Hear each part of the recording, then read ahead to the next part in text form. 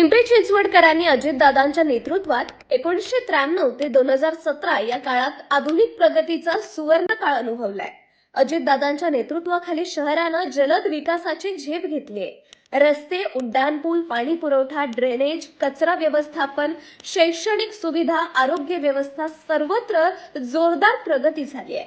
औद्योगिक विकास वेगाने वाढला, रोजगाराच्या संधी निर्माण झाल्या, उद्यानं, स्मारकं, नागरी सुविधा शहराला मिळाल्या।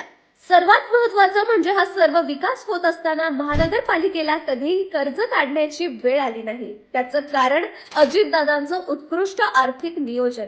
देशात सर्वात प्रगत आणि श्रीमंत महानगरपालिका म्हणून पिंपरी चिंचवडचा नावलौकिक झाला।